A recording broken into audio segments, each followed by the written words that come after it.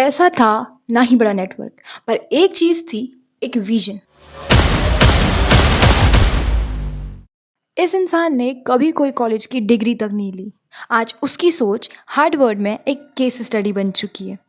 पर क्या ये सब कुछ आसान था? क्या आप जानते हो, उसका सपना कभी भी सपना नहीं था। So guys, welcome back to the another video with Hustler Diaries, जहां हर रोज एक नई कहानी और हर कहानी एक नया जज्बा।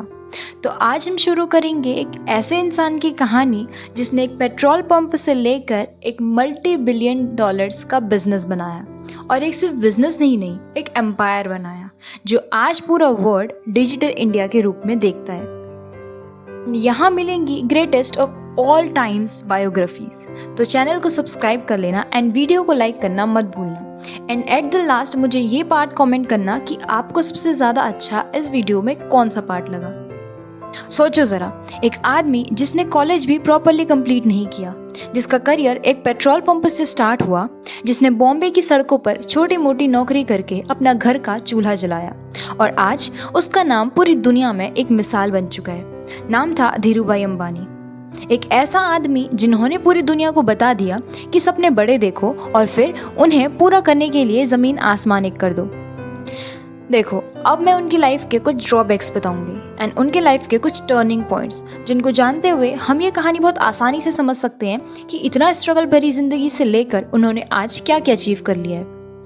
बैकग्राउंड: एक ड्रॉबैक था क्योंकि गरीबी और एजुकेशन का अभाव था।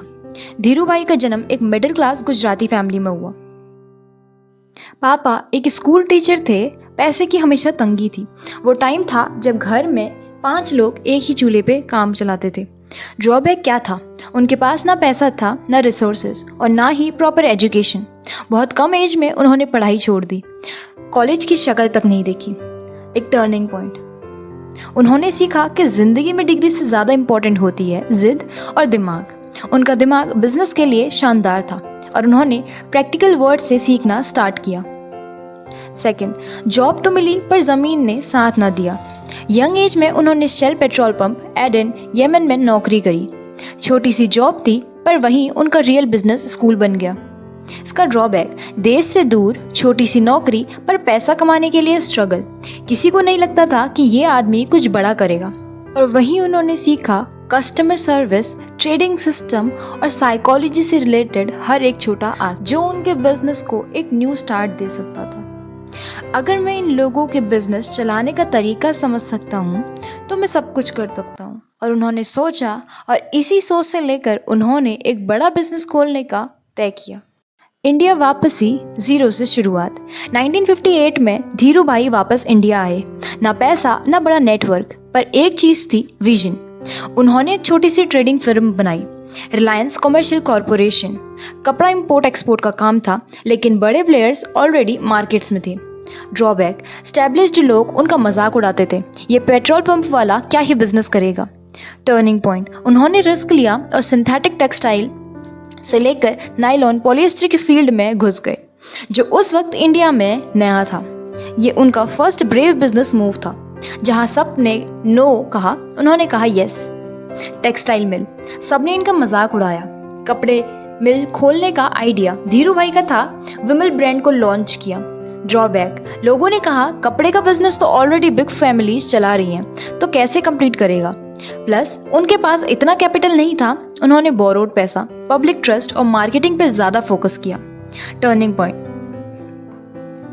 उन्होंने विमल को एक इमोशनल फैशन ब्रांड बना दिया। स्लोगन्स जैसे ओनली विमल, एक ऐसा ब्रांड जो इंडिया के हर घर में छा गया। स्टॉक मार्केट में आने का रिस्क, पब्लिक को पार्टनर बनाना। 1977 में उन्होंने रिलायंस को पब्लिक कंपनी बनाया, IPO लॉन्च किया, जो मिडिल क्लास लोगों के लिए नया कॉन्सेप्ट था। इसका ड्रॉबैक ये था कि उन पर इनसाइडर ट्रेडिंग, ओवर इवैल्यूएशन और अनएथिकल प्रमोशन का इल्ज़ाम लगा। मीडिया, कॉम्पिटिटर्स और पॉलिटिकल लोगों ने उन्हें मैनिपुलेटर कह दिया। टर्निंग पॉइंट: उन्होंने हर आम आदमी को कंपनी का शेयर होल्डर बनाया। रिलायंस के लाखों लोगों के पास शेयर्स गए। आम आदमी ने पैसा लगाया और पैसा कमाया। उन्होंने स्टॉक मार्केट को भाईजान क्लब्स से निकालकर पब्लिक क्लब बनाया। धीरू भाई की मौत और रिलायंस का बंटवारा। 2002 में उनकी डेथ हो गई और यहीं से स्टार्ट हुआ उस मल्टीनेशनल बिजनेस जो यूनिफाइड फैमिली बिजनेस था, उसका 2 हिस्सों में बंट जाने का कॉज। पब्लिक को लगा कि धीरू भाई का सपना टूट गया, लेकिन मुकेश अंबानी ने अकेले ही पूरा बिजनेस संभाला। शुरुआत एक पेट्रोल पंप से। 90s-50s का टाइम था। धीरू भाई एक छोटी सी नौकरी करते थे शेल पेट्रोल पंप पर। एडन यमन में है। उनका काम था बस गाड़ियों में पेट्रोल भरना, लोगों से बात करना और कैशियर का काम देखना। लेकिन उन्हीं लम्हों में उन्होंने कुछ और सीखा। कस्टमर से बात कैसे की जाती है, बिजनेस कैसे चलाया जाता है और सबसे बड़ी बात, लोगों की सोच क्या होती है। जब लोग आते थे पेट्रोल भरवाने, धीरू भाई उनसे बात करते, उनके बिजनेस के बारे में, उनके दिमाग के बारे में। वहीं से उनका बिजनेस दिमाग जाग चुका था। वापस इंडिया और एक छोटी सी कंपनी का सपना। धीरू भाई जब इंडिया आए, उन्होंने सिर्फ एक ही बात सोची, मैं छोटा आदमी हूँ लेकिन मेरे सपने छोटे नहीं हैं। उन्होंने 1958 में एक छोटी सी ट्रेडिंग कंपनी शुरू करी। नाम था रिलायंस कमर्शियल कॉरपोरेशन। शुरू हुई कुछ इंपोर्ट एक्सपोर्ट बिजनेस से। नायलॉन यार्न, पॉलिएस्टर और सिंथेटिक फाइब्रेक्स प्रोडक्ट्स का काम था। लोग उनसे कहते कि तू बिजनेसमैन बनेगा, तेरे पास क्या ही है। उनका जवाब होता, मेरे पास हिम्मत है और वही सबसे बड़ा असेट है। So let's move on to the another topic कि वो इंडिया वापस क्यों आए और उनके आने का क्या रीज़न था, एंड यहाँ आके उन्होंने कौन सा मल्टीनेशनल बिजनेस स्टार्टअप किया या फिर कौन सी ऐसी स्ट्रगल की कहानी थी जो शायद कुछ ही लोगों को पता है, और कहाँ से कैसे वो आज इतने बड़े स्तर पे हैं कि कोई उनका कोई कंपटीशन नहीं कर सकता।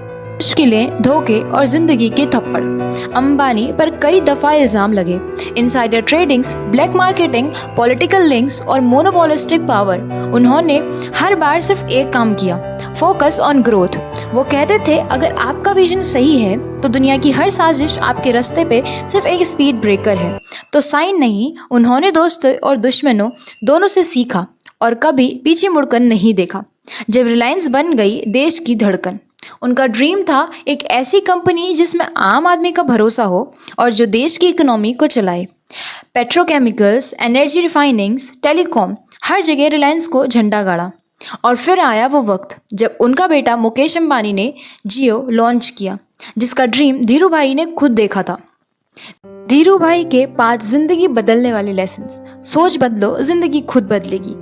कस्टमर भगवान होता है, उस पर भरोसा जीत लो। हमेशा नए आइडियाज़ ढूंढो क्योंकि पुराने आइडियाज़ में तो पुरानी भीड़ छुपी होती है। देश के लिए काम करो, प्रॉफिट तो अपने आप आएगा।